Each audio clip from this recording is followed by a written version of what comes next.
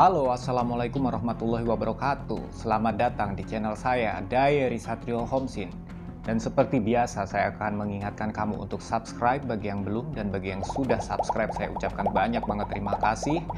Dan jangan skip iklan, karena iklan sangat berarti bagi kami para konten kreator. Oke, kita langsung masuk aja ke video utamanya.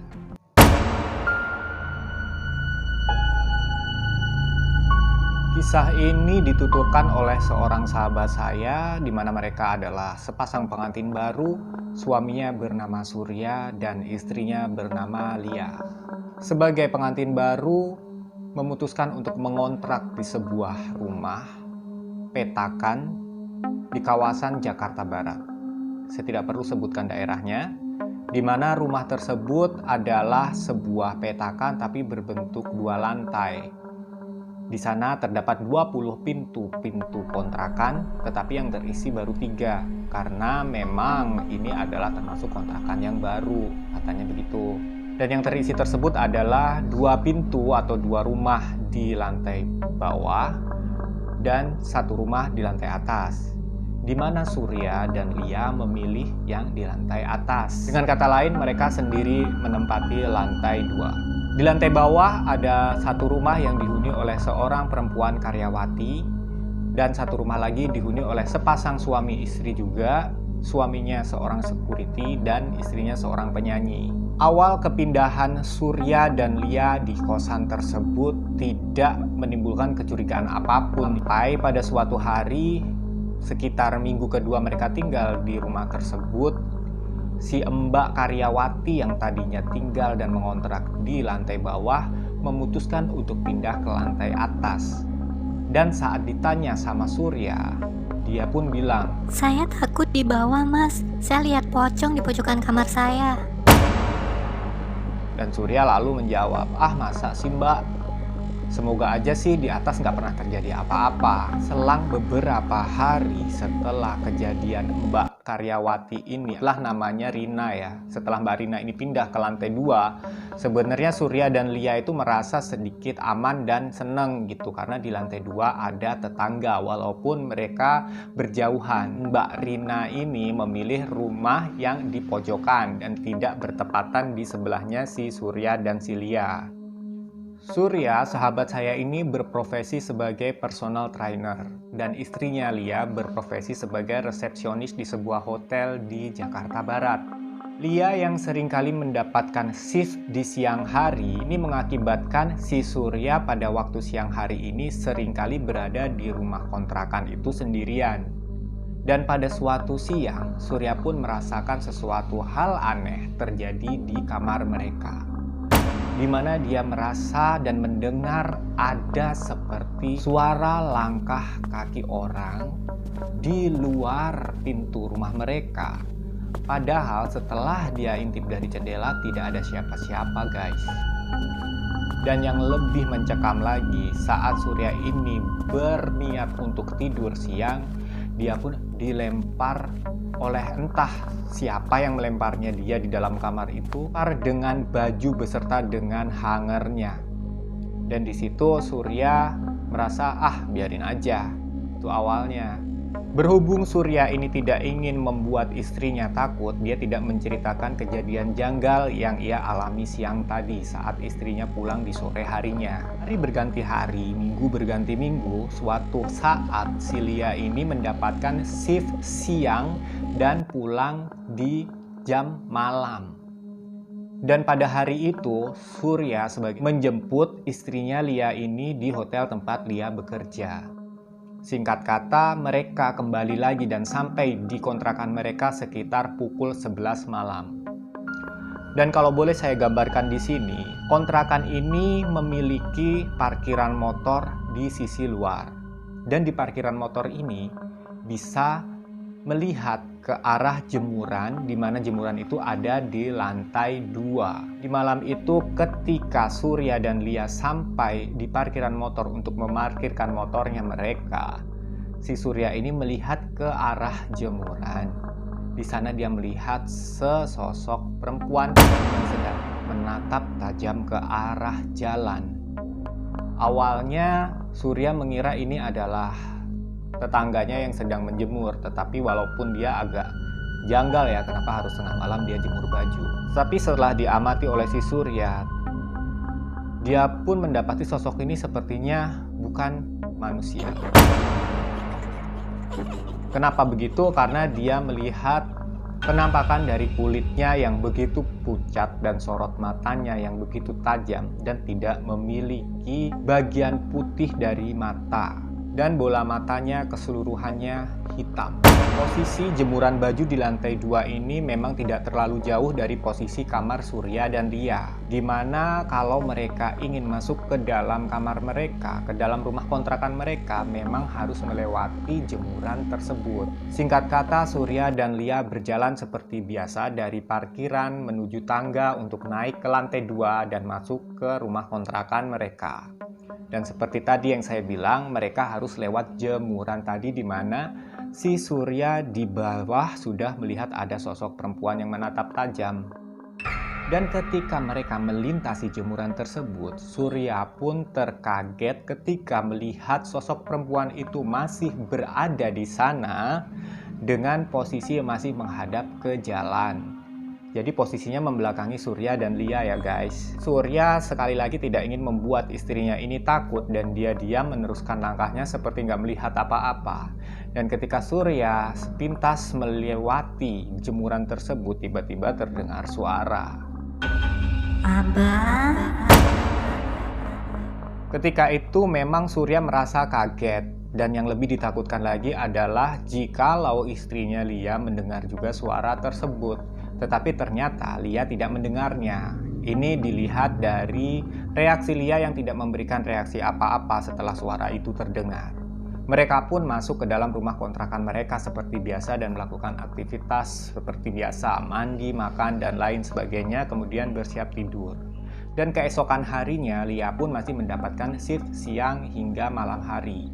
Dan seperti biasa, Surya menjemput istrinya tersebut di malam hari untuk pulang ke kontrakan. Dan di malam kedua tersebut, waktu Surya hendak memarkir motornya di parkiran kontrakan, dia tidak melihat sosok perempuan tersebut. Surya pun merasa sedikit lega. Oh, ternyata si perempuan itu nggak ada malam ini. Dia pun naik tangga seperti biasa, melewati jemuran seperti biasa, dan masuk ke dalam kamar. Tetapi waktu mereka melintasi jemuran, Surya pun juga sempat meyakinkan bahwa tidak ada sosok apapun di jemuran itu malam ini. Tetapi anehnya ketika Surya dan Lia melewati jemuran itu dan hendak masuk ke dalam kamarnya, kembali terdengar suara itu guys. Bang? Kejadian seperti itu berulang dalam beberapa hari selama 1 minggu ke depan kurang lebihnya. Ini menurut penuturan Surya. Hingga suatu hari, salah satu tetangga rumah mereka yang memutuskan untuk pindah rumah karena mendapatkan rumah yang lebih baik, lebih bagus, dan lebih murah harganya. Dan di saat pindahan tersebut, mereka menentukan untuk tidak membawa semua barang, termasuk salah satu lemari rakitan yang mereka berikan kepada siapapun yang mau menerimanya. Dan saat itu karena Surya dan Lia adalah pengantin baru dan belum memiliki lemari, maka lemari tersebut diterimalah oleh Surya dan Lia. Padahal lemari ini adalah lemari rakitan yang bisa saja dibongkar kemudian dipasang lagi di lantai atas. Tetapi karena memang jarak rumah mereka itu tidak terlalu jauh, mereka memutuskan untuk tidak membongkar pasang rakitan tersebut dan menggotong lemari tersebut utuh dari lantai bawah ke lantai atas, ke kamar Surya dan Lia. Tetapi seringan-ringannya lemari, walaupun itu tidak terlalu berat, tetap saja Surya tidak bisa membawa lemari tersebut sendiri. Dan Lia pun istrinya sedang bekerja seperti biasanya. Dan ada salah seorang tetangga yang security tadi, si emas-emas tadi, menawarkan kepada si Surya untuk membantunya mengangkat lemari ke lantai atas. Mereka berdua pun mengangkat lemari tersebut dan sampai di lantai atas.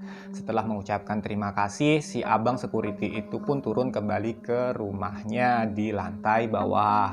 Dan di malam harinya seperti biasa, Surya menyusul Lia istrinya ke hotel tempat Lia bekerja. Karena di malam itu Lia pun masih mengambil shift siang hingga malam hari jam 9. Dan itu mengakibatkan si Surya dan si Lia sampai ke kontrakan mereka lagi sekitar pukul pukul setengah 11 malam. Mereka pun seperti biasa memarkir motornya, kemudian berjalan menyusuri gang, lantas menaiki tangga di mana di pintu tersebut memang sudah terbiasa ada bapak-bapak nongkrong, dan juga salah satu dari mereka adalah Mas Security yang membantu Surya mengangkat lemari tadi siang. Dan saat mereka melintasi pintu tersebut, si Mas Security menyapa si Surya, "Baru pulang Om." Dan si Surya pun jawab, "Iya Mas," gitu, "permisi." Surya dan Lia melangkah menuju tangga, naik ke lantai atas dan masuk ke dalam kamar mereka. Di pagi harinya, tiba-tiba Mbak tetangga sebelah mereka yang tadi pindah dari lantai bawah ke lantai atas tuh, si Mbak Rina, itu memberitahu kepada Surya bahwa, Mas sudah dengar kabar belum?" "Kabar apa Mbak?" "Itu Mas Security yang di bawah meninggal semalam jam 7 dilarikan ke rumah sakit." Mendengar kabar tersebut, Surya lantas sangat kaget karena dia yakin sekali bahwa di jam setengah 11 malam saat Surya pulang dan sampai di kontrakan mereka, si Mas Security masih ada duduk di pintu kontrakan mereka dan menyapa bahkan. Tapi sekali lagi Surya memilih memendam cerita ini sendirian dan tidak menceritakan kepada tetangga dengan alasan tidak enak. Tapi dia meyakinkan kembali tuh sama si Mbak Rina, "Apa bener Mbak dia meninggalnya jam 7 malam?" "Bener Om," gitu. Dan di hari itu tidak seperti hari-hari biasanya di mana Surya menjemput istrinya dari hotel tempat dia bekerja dan pulang ke kontrakan, karena Surya pun mendapatkan shift bekerja sebagai personal trainer di salah satu fitness center di Jakarta itu sore hingga malam, yang menyebabkan Lia harus pulang sendiri dari hotel tempat dia bekerja. Beberapa jam kemudian baru Surya sampai di kontrakan. Dan setelah Surya sampai di parkiran motor, dia pun seperti biasa hendak berjalan menyusuri lorong, kemudian naik ke tangga dan masuk ke dalam kamar. Seperti itu kan biasanya. Tetapi alangkah kagetnya ketika dia hendak menyusuri lorong, tiba-tiba di ujung lorong sana dia melihat sosok Mas Security itu duduk dengan kopi lengkap dengan rokoknya. Padahal seperti yang diceritakan Mbak Rina bahwa Mas Security itu baru meninggal kemarin malam jam 7 di rumah sakit. Surya yang mengetahui sosok itu langsung deg-degan banget luar biasa, dan dia bisa memastikan bahwa sosok tersebut bukan lagi manusia. Gimana guys kalau kamu jadi dia? Silahkan komentar di bawah. Dan tapi Surya pun melihat kenapa tidak ada keganjilan, sosoknya tidak pucat, matanya tidak seram, tatapannya tidak tajam, sama aja gitu kayak kita yang hidup. Bahkan di situ ada kopi, ada rokoknya. Tetapi untuk melangkah ke sana dan menghampirinya, itu Surya seperti ada keraguan. Waduh, gimana nih gitu.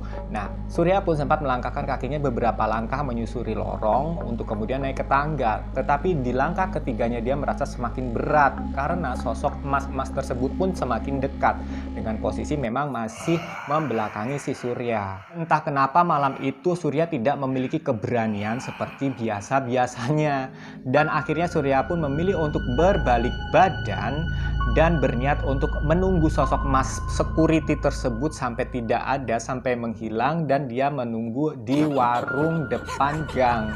Niatnya adalah itu.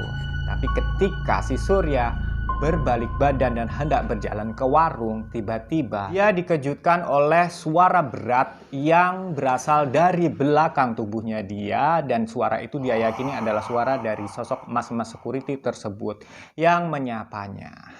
"Kenapa nggak jadi naik, Mas?" Oke guys, jadi gimana menurut kamu cerita ini? Jika kamu memiliki pengalaman yang jauh lebih seram atau mirip-mirip dengan cerita ini di kontrakan kamu, di kosan kamu, silahkan komentar di bawah. Dan bagi kamu-kamu yang ingin ceritanya di-upload di konten-konten saya selanjutnya, silahkan komentar di bawah. Oke guys, sampai ketemu di video berikutnya. Terima kasih sudah nonton video ini sampai habis, dan jangan lupa subscribe. Salam semakin viral.